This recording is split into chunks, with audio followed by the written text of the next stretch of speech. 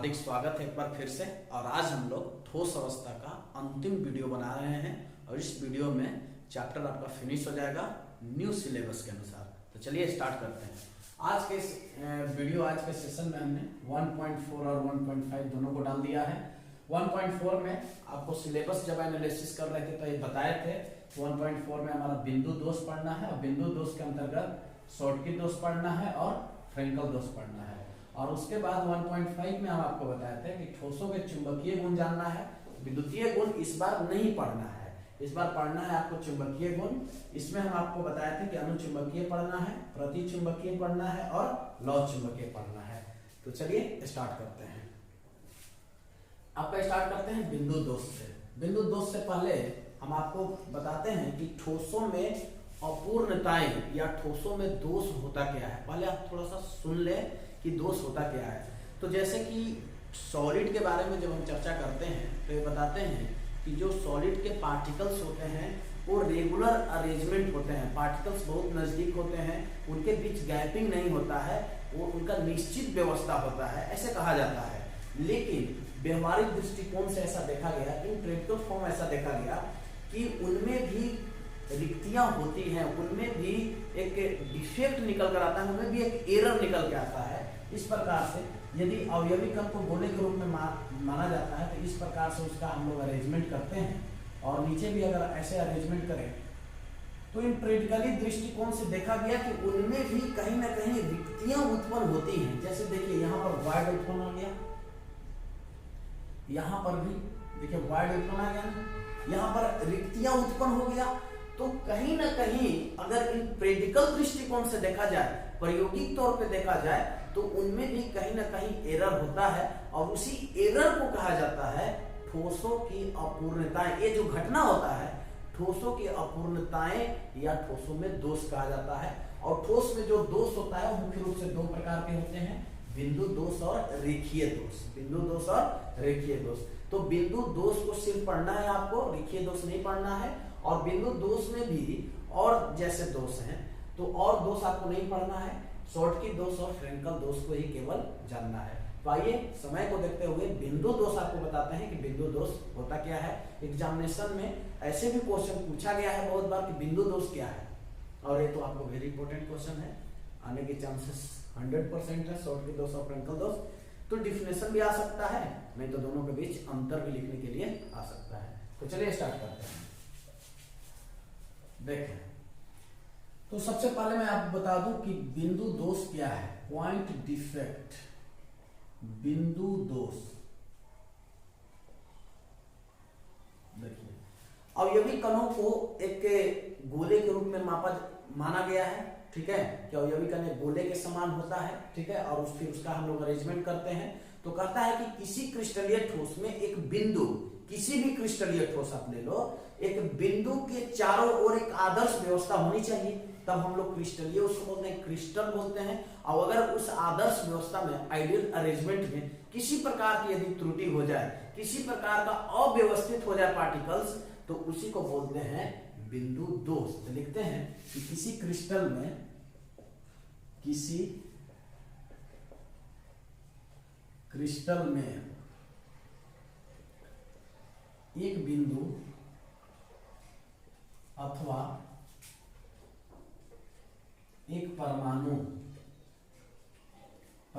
के चारों ओर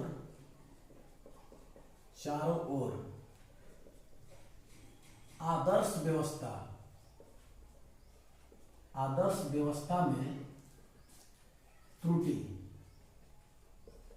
आदर्श व्यवस्था में त्रुटि क्या कहलाता है? बिंदु दोष कहलाता है। बिंदु दोष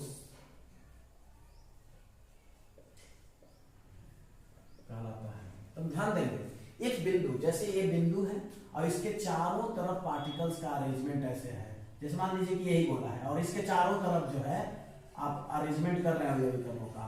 अगर इसमें किसी प्रकार का त्रुटि आ जाए, इसमें किसी प्रकार का अगर त्रुटि हो, इसमें किसी प्रकार का यदि एरर हो, तो इस बिंदु के चारों आदर्श व्यवस्था में त्रुटि हो गया तो इसको बोलेंगे बिंदु दोष कहेंगे, ठीक है। आप ऐसे ही याद रखेंगे।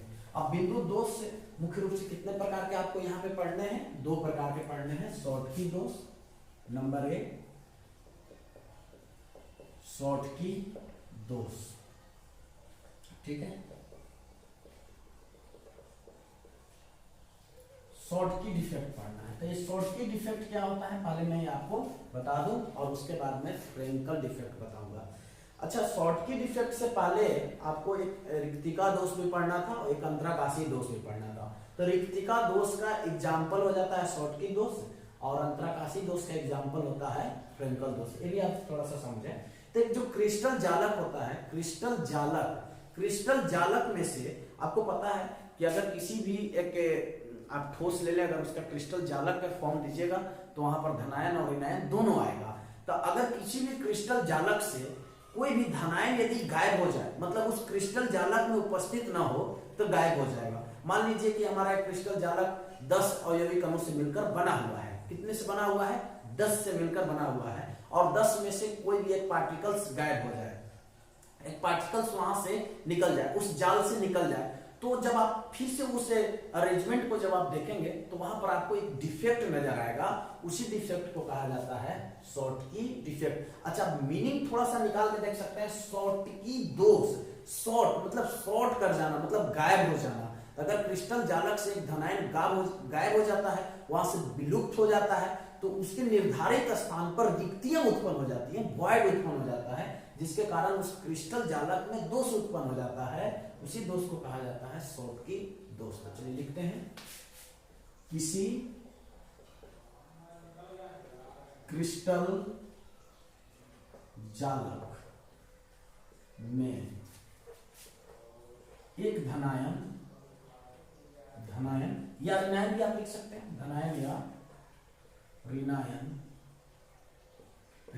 के विलुप्त होने से उनके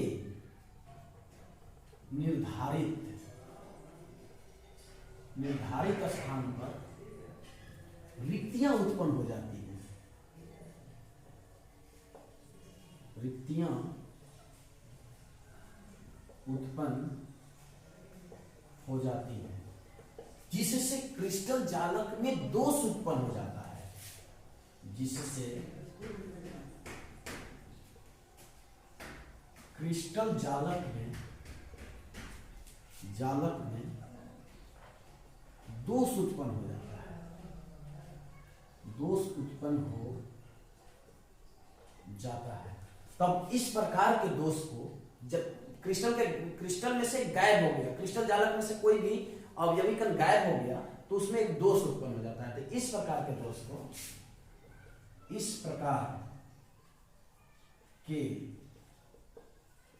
को शॉर्टकी दोष कहते हैं।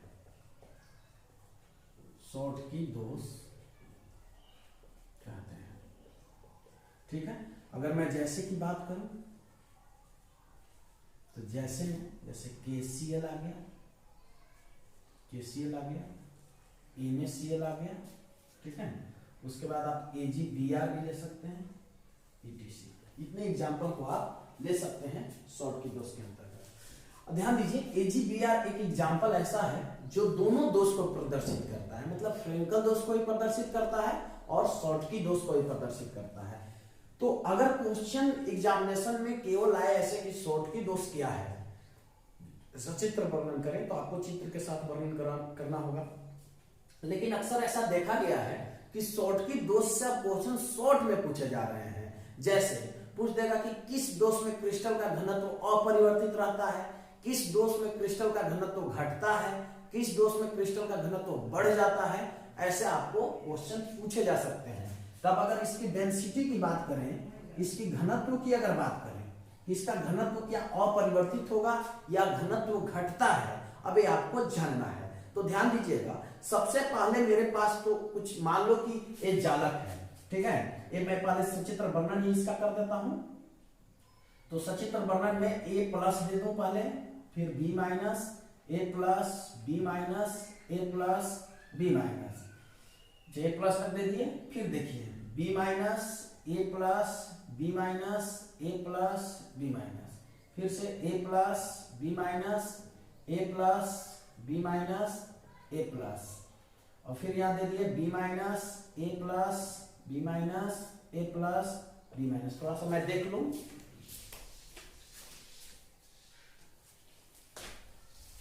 देखिए अब मैं इसको जालक के रूप में थोड़ा सा सेट कर रहा हूं, ऐसे जालक के रूप में सेट हो गया। ये देखिए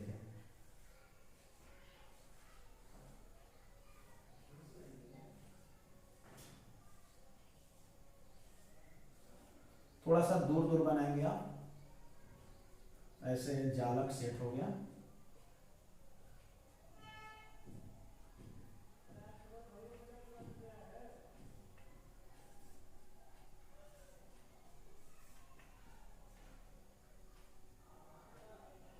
ठीक है, ऐसे सेट हो गया।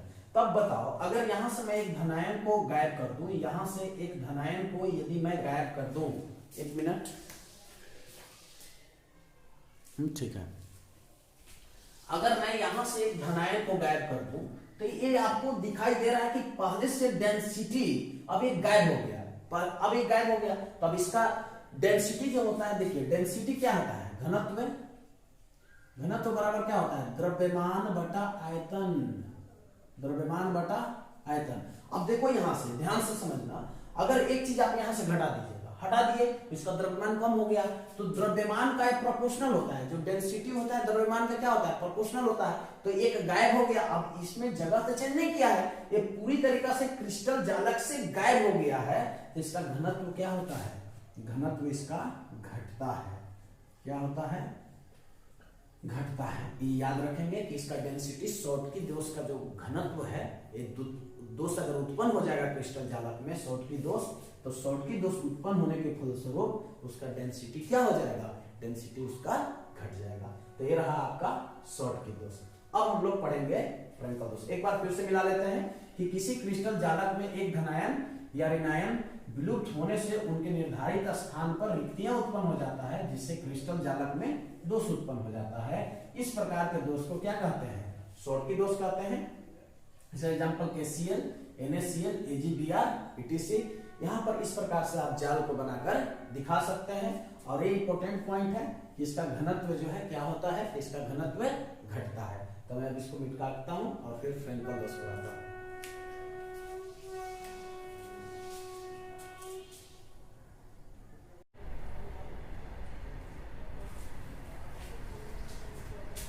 अब आइए बात करते हैं फ्रेंकल दोष का। ठीक है, देखिए फ्रेंकल दोष, बी पॉइंट, फ्रेंकल दोष, फ्रेंकल डिफेक्ट।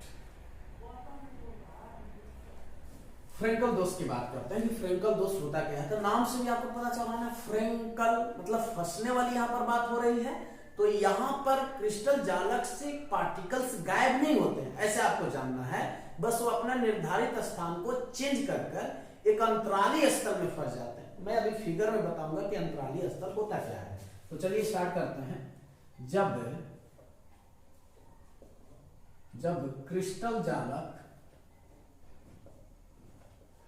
क्रिस्टल जालक से एक धनायन अपने निर्धारित स्थान से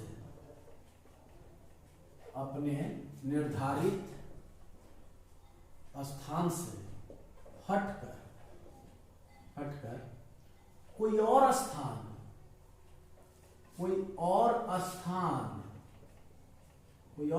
ग्रहण कर ले, मतलब अंतराली स्थान, ऐसे भी डिफिनेशन आप दे सकते हैं कि अंतराली स्थान में चला जाए, कोई और स्थान ग्रहण कर ले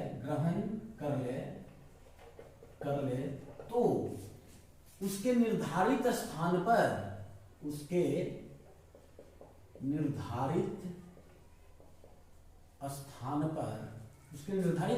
पर रिक्तियां उत्पन्न हो जाती हैं, रिक्तियां उत्पन्न हो जाती है, जिससे क्रिस्टल में दोष उत्पन्न हो जाता है, जिससे क्रिस्टल जालक में जालक में दोष उत्पन्न हो जाता है। इस प्रकार के दोष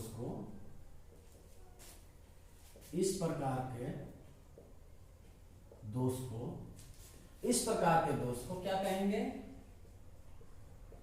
फ्रेंकल दोष कहते हैं। फ्रेंकल दोष कहते हैं। अब ध्यान दीजिएगा, एक बार फिर से मैं पढ़ दे रहा हूं। जब क्रिस्टल जालक से एक धनायन अपने निर्धारित स्थान से हटकर कोई और स्थान ग्रहण कर ले तो उसके निर्धारित स्थान पर रिक्तियां उत्पन्न हो जाती हैं, जिससे क्रिस्टल जालक में दोष उत्पन्न हो जाता है। इस प्रकार के दोष को क्या कहते हैं? फ्रेंकल दोष कहते हैं। तो आइए सबसे पहले इसकी बात करें एग्जाम्पल का।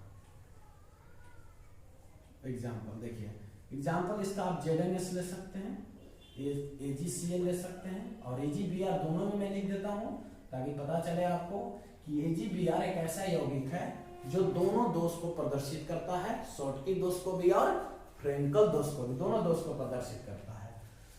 तो अब देखिए इसका अगर घनत्व की बात करें कि घनत्व क्या होगा इसका, तो चूंकि इसका डेंसिटी बताना बहुत इजी होगा, इसलिए क्योंकि एक क्रिस्टल जालक से गायब नहीं हुआ है। पहले हमारा यहां था, अब यहां से हटकर यहां आ गया, गायब तो हुआ नहीं। तो द्रव्यमान में तो कोई परिवर्तन हुआ नहीं, तो द्रव्यमान में जब परिवर्तन नहीं हुआ तो डेंसिटी में भी किसी प्रकार का परिवर्तन नहीं होगा। तो इसका डेंसिटी जो है अपरिवर्तित रहता है, अपरिवर्तित होता है, मतलब कि ना तो घटता है और ना ही बढ़ता है। अब इसके फिगर की बात कर लें, A plus B minus, A plus B minus, A plus B minus, plus B minus, plus B minus,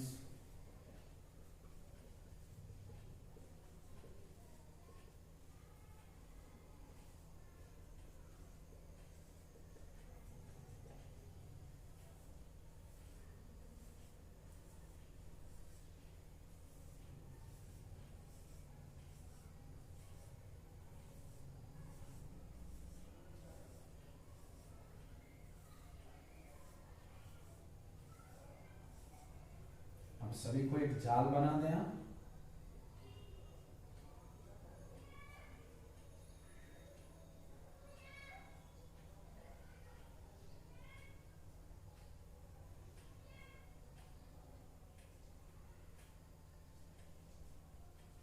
ठीक है, जाल हो गया। अब मैं बता दूं कि ये जो आपको बॉक्स दिखाई दे रहा है इसको बोलते हैं अंतराली स्थल। अंतराली स्थल, ठीक है। अब जैसे मान लो कि एक धनायन मैं यहां से गायब किया, ठीक है, यहां से गायब हो गया एक धनायन और यहां आकर फंस गया। तो कहां पे फंसा? धनायनों की उपस्थिति किसमें हो गया? अंतराली स्थल में। तो यहां पर लिख देंगे धनायनों की उपस्थिति, उपस्थिति कहां हो गया? अंतराली स्थल में, अंतराली स्थल में। तो धनायनों की उपस्थिति अंतराली स्थल में हो गया। तो अंतराली, यहां पर देखिए, आप दूर से देखिएगा आप अगर इस स्ट्रक्चर को, तो इसमें आपको एरर नजर आएगा। तो इसी एरर को, इसी डिफेक्ट को कहा जाता है फ्रेंकल दोष। और किसी क्रिस्टल जालक में फ्रेंकल दोष उत्पन्न होने के कारण डेंसिटी में किसी प्रकार का जो परिवर्तन देखने को नहीं मिलेगा, मतलब इसका डेंसिटी नहीं घटता है और नहीं बढ़ता है। तो अगर ऐसा क्वेश्चन है ऑब्जेक्टिव में कि फ्रेंकल दोष उत्पन्न होने के कारण घनत्व, ऑप्शन रहेगा घटता है, बढ़ता है, अपरिवर्तित रहता है, तो आप आंसर देंगे अपरिवर्तित रहता है। ठीक है, तो ये रहा हमारा फ्रेंकल दोष। अब हम लोग देखेंगे ठोसों के चुंबकीय गुण। तो ठोसों के चुंबकीय गुण में मैं थोड़ा सा एनालिसिस कर दूं, उसके बाद मैं इसको डिलीट करूंगा, उसके बाद बता दूंगा तीनों।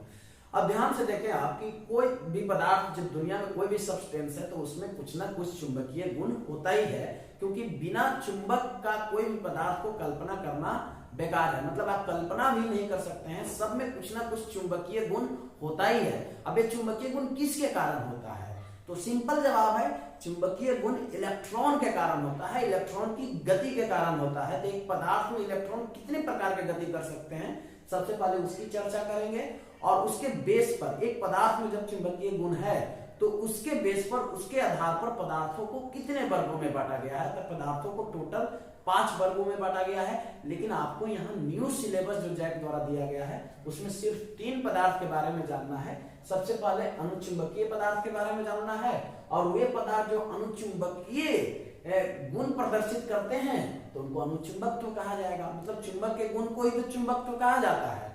उसके बाद जो वे पदार्थ जो प्रतिचुंबकीय पदार्थ कहलाएंगे तो उनके अंदर जो गुण होगा वो कहलाएगा क्या, प्रतिचुंबकत्व। अगर कोई ऐसा पदार्थ जो लौ चुंबकीय पदार्थ है तो उनके अंदर ऐसा गुण है कि वो किसी पदार्थ को प्रबल तरीका से अपनी ओर अट्रैक्शन कर ले, अपनी ओर आकर्षण कर ले, तो वो उनके अंदर जो गुण है वह कहलाएगा लौ चुंबकत्व। तीनों का डिफिनेशन पहले पढ़ना है, थोड़ा सा गुण की भी चर्चा कर देंगे और उसके बाद इसका एग्जाम्पल, फिर आपका चैप्टर फिनिश हो जाएगा नए सिलेबस के अनुसार झारखंड बोर्ड के लिए। तभी मैं इसको डिलीट करता हूं और फिर ठोसों के चुंबकीय गुण की चर्चा करते हैं।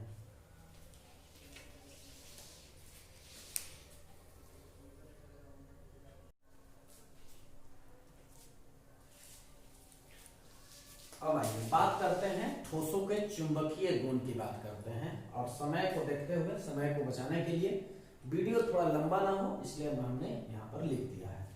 तो आइए बात करते हैं ठोसों में चुंबकीय गुण किसके कारण होता है। तो ठोसों में चुंबकीय गुण इलेक्ट्रॉन के कारण होता है, इलेक्ट्रॉन की गति के कारण होता है चुंबकीय गुण। और जितने भी ठोस पदार्थ हैं विद्यमान है ब्रह्मांड में, सब में चुंबकीय गुण होता है, सब में चुंबकीय गुण होता है। और ठोसों में चुंबकीय गुणों के आधार पर इन्हें 5 वर्गों में बांटा गया है।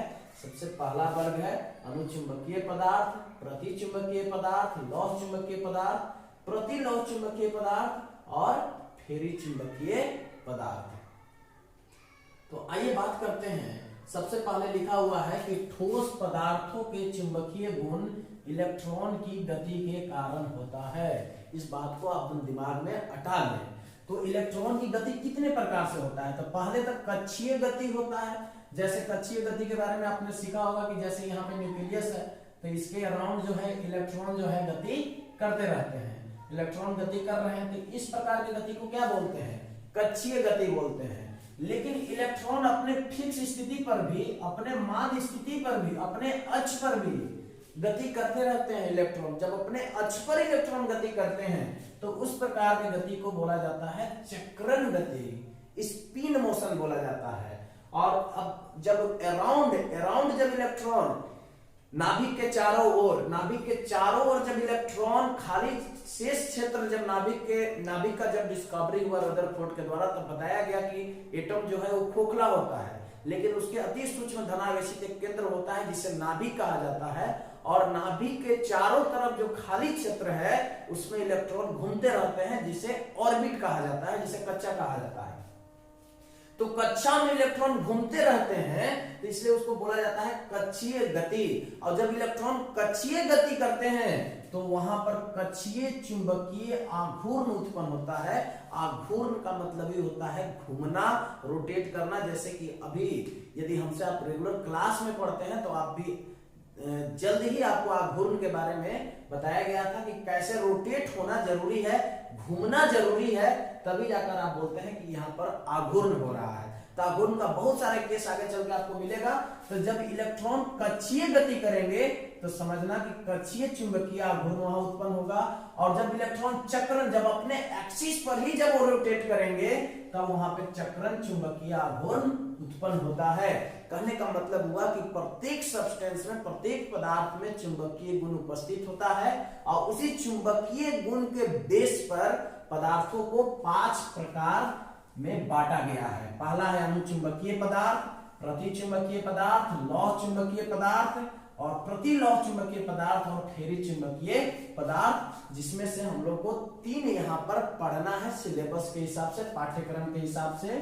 अनुचुंबकीय पदार्थ पढ़ेंगे, प्रतिचुंबकीय पदार्थ पढ़ेंगे और लौह चुंबकीय पदार्थ पढ़ेंगे। तो सबसे पहले मैं बता दूं अनुचुंबकीय पदार्थ होता क्या है। देखिए ये जो आपका टाइटल है एक बार और पढ़ना है।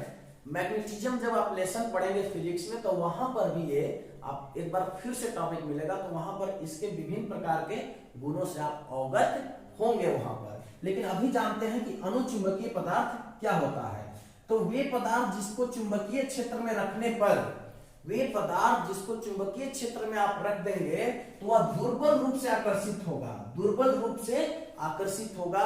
तो इस प्रकार के ठोस को या इस प्रकार के पदार्थ को कहते हैं अनुचुंबकीय पदार्थ। Are you ready? एक बार फिर से समझ लें, वे ठोस या वे पदार्थ जिसको चुंबकीय क्षेत्र में रखने पर दुर्बल रूप से आकर्षित होते हैं, तो ऐसे ठोस को या ऐसे पदार्थ को कहा जाता है अनुचुंबकीय पदार्थ। क्लियर है? अच्छा, उसके बाद चुंबकीय क्षेत्र से जैसे ही इसे आप बाहर निकाल देते हैं, चुंबकीय क्षेत्र से बाहर निकाल देते हैं। अच्छा, चुंबकीय क्षेत्र आपको परेशान कर रहा होगा, तो देखिए जब आवेश स्थिर रहता है तो इलेक्ट्रिक फील्ड क्रिएट करता है। आवेश जब गतिशील हो गया तो धारा, और धारा जब अपना इफेक्ट छोड़ा, मतलब आवेश जब गतिशील हो जाता है तो विद्युत धारा, और ये विद्युत धारा चारों तरफ अपने आसपास किस क्षेत्र का क्रिएट करता है? तो चुंबकीय क्षेत्र का क्रिएट करता है। तो कहने का मतलब चुंबकीय क्षेत्र से जब आप पदार्थ को बाहर निकाल देते हैं तो चुंबकीय गुण खो देता है, चुंबकीय गुण खो देता है। इसलिए कहा जाता है कि चुंबकीय गुण इस प्रकार के पदार्थों का, किस प्रकार के? अनुचुंबकीय पदार्थों का जो चुंबकीय गुण होता है वो अनस्टेबल होता है, स्टेबल नहीं होता है। तो यहां लिख दिए अस्थायी। मतलब ऐसे कोई क्वेश्चन आपसे पूछ सकता है कि अनुचुंबकीय पदार्थ के जो चुंबकीय गुण होता है अस्थायी होता है या अस्थायी होता है, तो आपका जवाब होगा अस्थायी। क्यों? क्योंकि चुंबकीय क्षेत्र से जैसे ही इस पदार्थ को हम बाहर निकाल रहे हैं तो अपना चुंबकीय गुण वो खो दे रहा है। तो अब यहाँ पर अस्थायी हो गया। अच्छा, तो इस प्रकार के जो पदार्थ में गुण होगा उसी को अनुचुंबकत्व भी कहा जाता है। इस टाइप से भी प्रश्न पूछे जा सकते हैं अनुचुंबकीय पदार्थ, इसलिए हमने ब्रैकेट में लिख दिया अनुचुंबकत्व, तो अनुचुंबकत्व कहलाता है। और इसमें अयुग्मित इलेक्ट्रॉन की उपस्थिति होता है। मतलब अयुग्मित इलेक्ट्रॉन का मतलब समझ लीजिए, मतलब जो भरा हुआ नहीं है।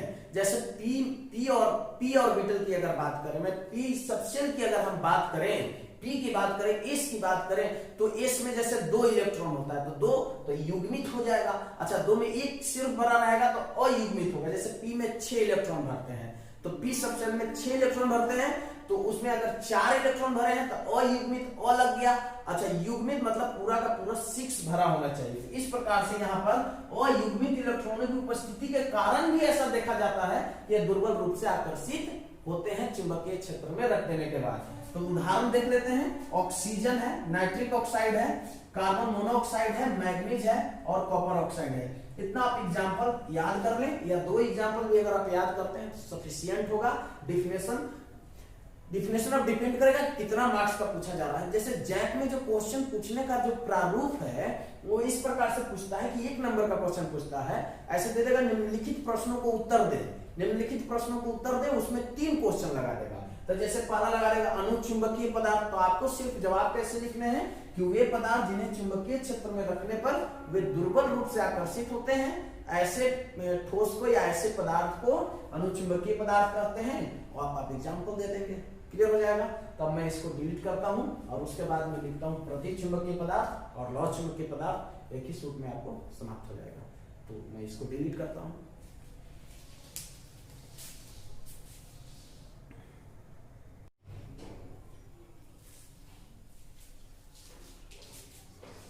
आइए अब बात करते हैं ठोसों के चुंबकीय गुण, जो 2 अभी शेष रह गया था, प्रतिचुंबकीय और लौ चुंबकीय पदार्थों की चर्चा करते हैं। तो प्रतिचुंबकीय पदार्थ क्या होता है? देखिए, करा कि चुंबकीय क्षेत्र में रखने पर, देखिए मैं एक ही पैटर्न में जिस प्रकार से अनुचुंबकीय को आपके सामने रखा उसी प्रकार से प्रतिचुंबकीय और लौ चुंबकीय भी रखा है, कि ताकि आपको डिफिनेशन याद करने में कोई परेशानी ना हो। तो करा चुंबकीय क्षेत्र में रखने पर दुर्बल रूप से प्रतिकर्षित होगा। यहाँ तो आप डिफिनेशन कैसे याद करेंगे?